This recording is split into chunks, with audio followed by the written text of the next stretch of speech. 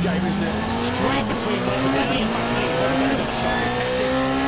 All the way to the red zone. What does we got? Look at the speed of this. Is it closing in towards the 65 mile an hour turn? It's 5.8, best lap of this fourth practice session so far.